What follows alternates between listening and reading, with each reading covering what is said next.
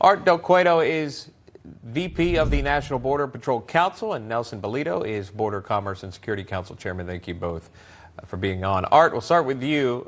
Talk about this lawsuit here. It was filed on behalf of two Texas advocacy groups, Las Americas Immigrant Advocacy Center and the Refugee and Immigrant Center for Education and Legal Services. So that's where this came from. Again, pushing back on this new Biden border policy. Art. I mean, again, that's ridiculous. You know, we have another group that's in favor of lawlessness. That's basically what it comes down to. But how do you circumvent this and stop everything from happening? Really simple. You detain everyone that comes across. That's what we've been saying for a long time.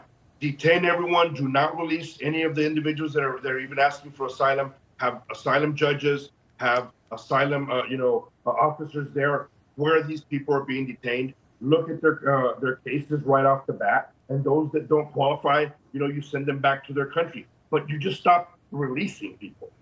That's the ultimate fix, because that, as I've said many times before, that will lower the numbers. And when those numbers are lower, it allows law enforcement to guard the line, to do other things that they're supposed to be doing and helping out enforcement-wise. And then you prevent a lot of these gotaways that are coming across. And as we've seen in the news just recently, some of these gotaways, they ended up having serious ties to terrorist groups, and now we're having to deal with that. And unfortunately, I think we're going to have to deal with that in the future when you start looking at close to 2 million gotaways during this administration alone. Yeah, the most recent story, of course, I'm sure you're referring to, are those Tajikistan nationals with alleged ties to ISIS. I mean, it's just terrifying, located in various cities across the U.S. And Nelson, maybe you could comment on word of mouth, right? As soon as that executive order came in, you wonder if perhaps migrants who were attempting to cross the border would have heard the news that if they don't go through the legal port of entry, they'd be turned away.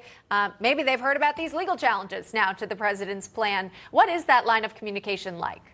Well, it's pretty weak at best. I'll tell you that, how do you get that information down south border? All the way down to Central America and even South America to let those people know. Look, the cartels are running a travel agency from the tip of the Patagonia all the way to the southern border of the United States. And there's an absolute misinformation campaign out there and telling people that now's the time to cross before Trump gets in the office.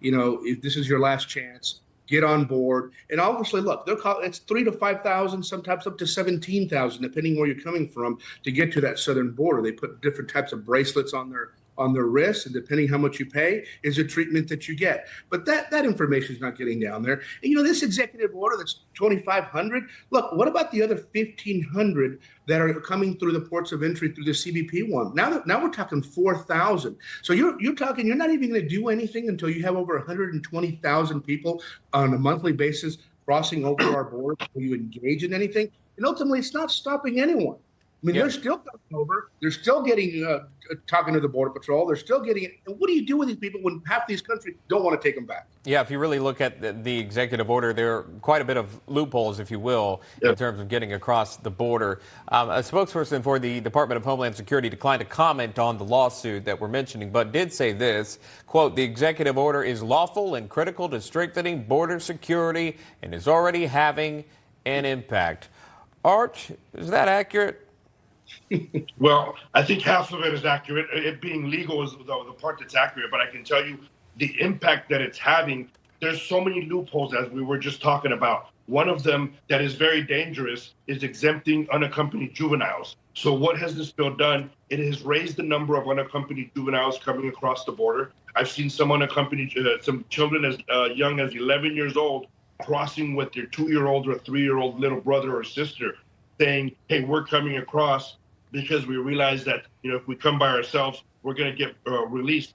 Some of them are saying that they already have a parent within the U.S. So what is this going to do? It's going to give and hand more children over to the smuggling organizations. They know, that if they inundate one area with the unaccompanied juveniles, they're able to get the parents across in another area. That's what you call the gotaways. So all this is doing is it's handing over more children to criminals along our southern border. Yeah, fascinating point. Also, people who identify as 17-year-olds or 16-year-olds, right, and don't have the proper identification to actually prove their age could skirt the system. Art Del Cueto and Nelson Balido, guys, thanks so much for coming on today. We appreciate it. Thanks for having us. Thank you.